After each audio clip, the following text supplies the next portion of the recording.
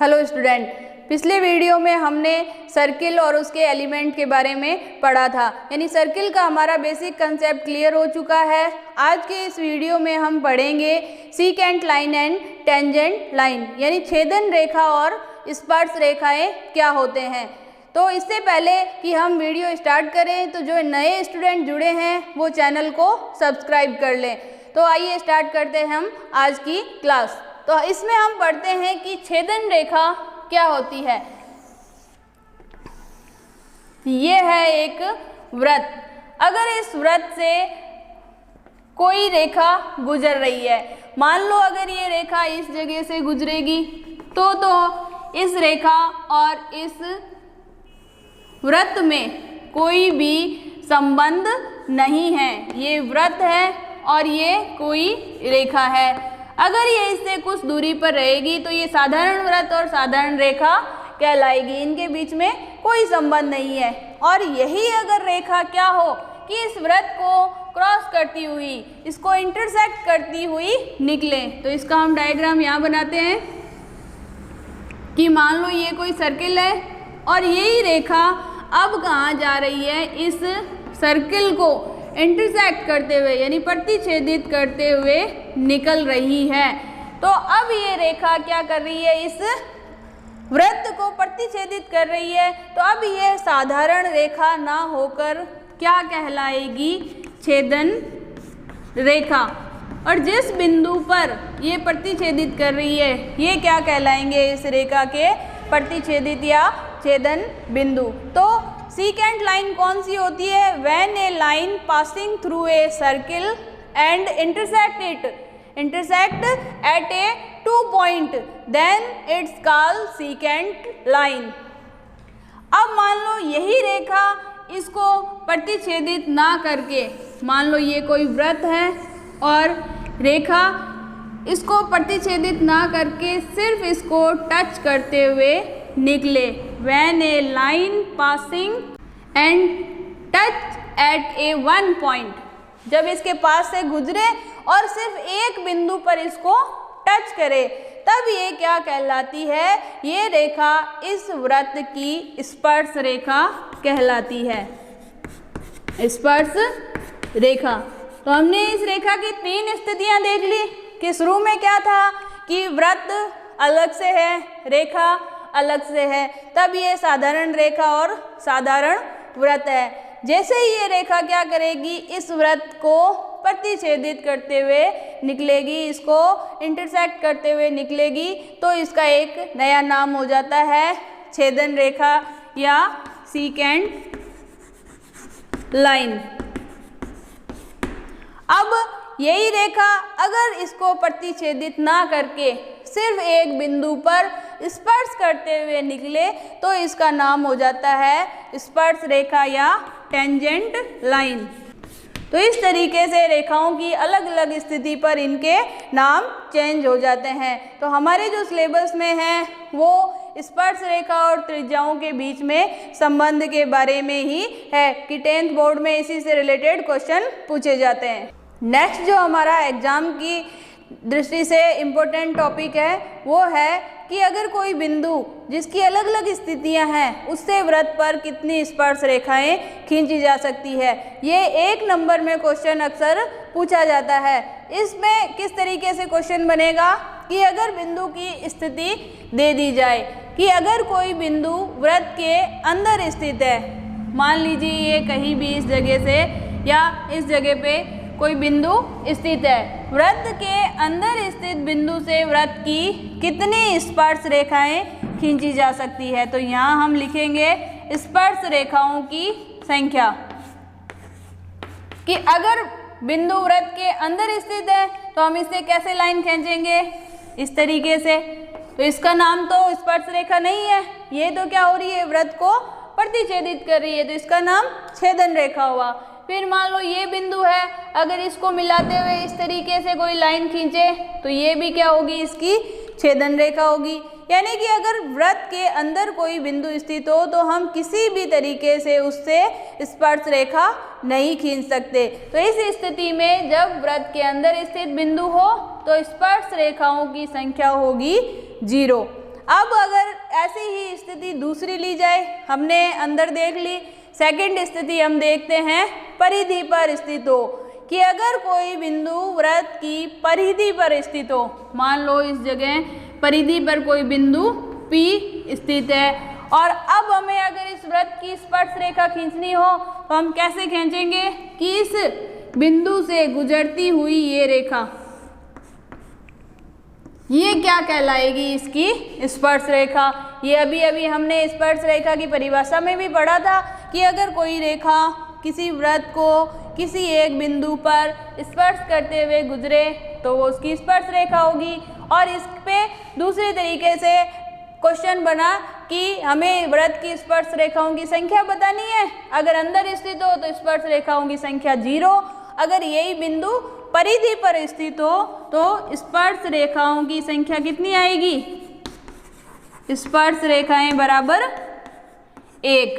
इस स्थिति में सिर्फ और सिर्फ एक ही स्पर्श रेखा खींची जा सकती है। नेक्स्ट हम आगे बढ़ते हैं। इसमें हमने क्या देखना है कि अगर बिंदु वृत्त के बाहर स्थित हो तो कितनी स्पर्श रेखाएं खींची जा सकती है। ये 1 नंबर में बोर्ड के एग्जाम में क्वेश्चन अक्सर पूछा जाता है, इसको जरूर आप नोट करिए तीनों स्थितियों को।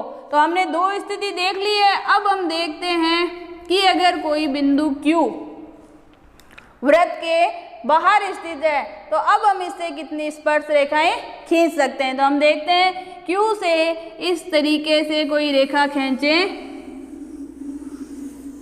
आगे बढ़ाएं तो ये किसी बिंदु A पे वृत्त को स्पर्श कर रहा है। ऐसे ही अगर हम इसको इस तरीके से आगे बढ़ाएं तो ये B बिंदु पर वृत्त को स्पर्श कर रहा है। इसके अलावा हम बाहर स्थित बिंदु से किसी भी तरीके से स्पर्श रेखा नहीं खींच सकते। तो ऐसी स्थिति में वृत्त की स्पर्श रेखाओं की संख्या आती है 2। तो इन तीनों को आप अच्छे से नोट करें कि किस स्थिति में वृत्त की कितनी स्पर्श रेखाएं खींची जा सकती है। तो इसके बाद नेक्स्ट हम पढ़ेंगे, हमने स्पर्श रेखाओं के बारे में पढ़ लिया। अब इसके बाद इसी के साथ वृत्त के और क्या, यानी स्पर्श रेखाओं के साथ ही वृत्त के और क्या गुण होते हैं उसको हम पढ़ेंगे और उससे रिलेटेड क्वेश्चन सॉल्व करेंगे। नेक्स्ट जो हमारा टॉपिक है वो है प्रमेय। 13वीं प्रश्नावली की पहली प्रमेय है 13.1। इसमें हमें क्या बताया गया है, तो हम इन प्रमेय के क्या करते हैं, स्टेटमेंट समझ लेते हैं कि इनके कथन आगे प्रश्नावली के क्वेश्चन सॉल्व करने में किस तरीके से हेल्प करेंगे, इसलिए इनको प्रमेय को समझना ज़्यादा ज़रूरी है। तो हम समझते हैं, इसमें प्रमेय 13.1 में कहा गया है कि अगर कोई वृत्त है जिसका केंद्र O है, इस वृत्त पर कोई स्पर्श रेखा खींची गई है, मान लीजिए इस तरीके से बिंदु P पर ये स्पर्श रेखा खींची गई है। वृत्त की स्पर्श रेखा से अगर इस वृत्त के केंद्र को सीधा मिला दिया जाए, तो वृत्त के केंद्र को अगर स्पर्श रेखा से सीधा मिलाते हैं तो ये क्या कहलाती है, इसकी त्रिज्या। तो हम कहेंगे कि अगर वृत्त के केंद्र को स्पर्श रेखा से सीधा मिलाया जाए तो ये कोण हमेशा क्या होगा, 90 डिग्री होगा। कहने का मतलब ये है कि अगर किसी वृत्त को उसकी स्पर्श रेखा और केंद्र से, यानी त्रिज्या और स्पर्श रेखा में संबंध निकाला जाए तो त्रिज्या हमेशा क्या होगी, इस स्पर्श रेखा के हमेशा लंबवत होगी। तो इसको हम लिख देते हैं कि OP ये क्या है, त्रिज्या है, ये हमेशा किसके लंबवत होगी, स्पर्श रेखा के लंबवत होगी। तो यही 13.1 प्रमेय में कहा गया है। नेक्स्ट हम देखते हैं कि 13.2 प्रमेय में क्या कहा गया है। तो सबसे पहले हम ले लेते हैं एक वृत्त जिसका केंद्र O है। 13.2 प्रमेय क्या है, 13.1 का ही विलोम है। इसमें क्या कहा गया है कि अगर वृत्त के केंद्र को परिधि से सीधा मिलाए, यानी वृत्त की त्रिज्या, तो वृत्त की त्रिज्या के लंबवत, वृत्त की त्रिज्या के लंबवत अगर कोई रेखा खींची जाए तो ये क्या कहलाएगी? वृत्त की स्पर्श रेखा कहलाएगी। यानी कि दोनों ही में एक ही बात कही गई है। इसमें तो कहा था कि स्पर्श रेखा और केंद्र को सीधा मिला दिया जाए तो इस बिंदु पर हमेशा क्या 90 डिग्री का कोण होगा, जिससे हम कहेंगे कि त्रिज्या और स्पर्श रेखा हमेशा लंबवत होगी। और इसमें क्या कहा गया है कि अगर वृत्त की त्रिज्या के लंबवत कोई रेखा खींची जाए, 90 डिग्री के कोण पर कोई रेखा खींची जाए तो वो हमेशा क्या होगी? इसकी स्पर्श रेखा होगी। यही 13.2 प्रमेय में बताया गया है। नेक्स्ट जो मोस्ट इम्पोर्टेंट प्रमेय है, जिस पे बहुत से क्वेश्चन भी पूछे जाते हैं, तो हम सबसे पहले इस प्रमेय को समझ लेते हैं। कई बार एग्जाम में सीधी ये प्रमेय ही सिद्ध करने के लिए आ जाती है, यानी कि इस तरीके से एक लाइन में क्वेश्चन दिया जाएगा कि वृत्त के बाहर स्थित किसी बिंदु पर अगर किसी बिंदु से वृत्त पर स्पर्श रेखा खींची जाए तो वो परस्पर क्या होगी? बराबर होगी। इसको हमें सिद्ध करना है। सिद्ध करने में सीधा ये प्रमेय क्वेश्चन में भी पूछी जा सकती है कि सिद्ध कीजिए इस तरीके से, ये कथन कैसे सिद्ध होगा। तो इसके लिए हम सबसे पहले डायग्राम बनाते हैं कि वृत्त के बाहर स्थित कोई P बिंदु है, इससे वृत्त पर 2 स्पर्श रेखा हमने खींची है, ये वृत्त का केंद्र है। अब हमें ये सिद्ध करना है कि ये जो स्पर्श रेखाएं हैं ये क्या है? बराबर है।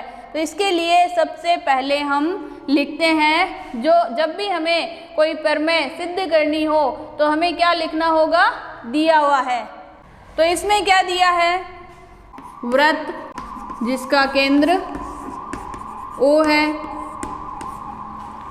एक बाहर स्थित बिंदु P जिससे स्पर्श रेखा PA व PB है, तो हम लिखेंगे स्पर्श रेखाएं PA व PB।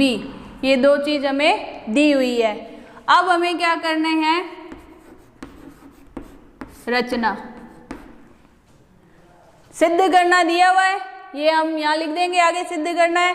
अब रचना में हम क्या करेंगे? O को इस प्रतिच्छेद बिंदु से सीधा मिला देंगे। ऐसे ही A को हम इस तरीके से सीधा मिला देंगे। जैसे ही हमने इस O को इन दोनों से प्रतिच्छेद बिंदु से मिलाया तो अभी हमने 13.1 में और 13.2 में क्या पढ़ा था कि वृत्त के केंद्र को स्पर्श बिंदु से जब सीधा मिलाते हैं तो ये कितने डिग्री का कोण बनता है? 90 डिग्री। यानी त्रिज्या स्पर्श रेखा के साथ हमेशा लंबवत होती है। अब हम क्या करते हैं? इस O और P को भी सीधा मिला देते हैं। तो रचना में लिखते हैं हम केंद्र O को A, B व P से मिलाया। तो मिलाएंगे तो हमारे पास क्या हो जाएंगे? 2 त्रिभुज बन गए, एक ये और दूसरा ये त्रिभुज। तो इसको हम लिखते हैं उपपत्ति, जिसमें हमें सिद्ध करना है। तो जो 2 त्रिभुज बने हैं उन दोनों त्रिभुजों को हम लेते हैं। एक त्रिभुज तो PAO और दूसरा PBO। तो PAO व त्रिभुज PBO में इन दोनों को हम क्या करेंगे? सर्वांग सम सिद्ध करेंगे। तो हमने 6th 7th में सर्वांग समता अच्छे से पढ़ी हुई है। किसी भी 2 त्रिभुजों को सर्वांग सम सिद्ध करने के लिए हमें 3 अवयवों को बराबर करना होता है। तो इसमें हम देखते हैं क्या क्या लिख सकते हैं। इसमें हम देखते हैं कि OA और OB क्या होंगे? बराबर होंगे। OA बराबर OB। तो हम लिख देते हैं यहाँ OA बराबर OB। कारण क्या लिखेंगे? ये दोनों ही क्या है? वृत्त की त्रिज्याएं हैं। नेक्स्ट हम देखते हैं क्या है? OP। OP क्या है? इस त्रिभुज की भी भुजा है और इस त्रिभुज की भी भुजा है। तो OP बराबर OP। कारण क्या लिखेंगे? कि दोनों त्रिभुजों में ये उभयनिष्ठ भुजा है। 2 कारण लिख दिए। नेक्स्ट हम क्या देखते हैं? इस त्रिभुज में त्रिज्या और स्पर्श रेखा के साथ 90 डिग्री कोण बन रहा है, इसमें भी त्रिज्या और स्पर्श रेखा के साथ 90 डिग्री कोण बन रहा है। तो हम लिखते हैं कोण PAO बराबर कोण PBO बराबर 90 डिग्री। क्यों? कि त्रिज्याएं स्पर्श रेखाओं के साथ क्या होती है, लंबवत होती है। त्रिज्या लंबवत स्पर्श रेखा, या फिर परमेय कौन सी आएगी, 13.1 और 13.2। इससे हम ये क्या लिख रहे हैं कि स्पर्श रेखा इसके साथ लंबवत होगी। तो ये 3 आ गए हमारे पास बराबर। अतः हम क्या लिख सकते हैं, कौन से नियम से, RHS नियम से।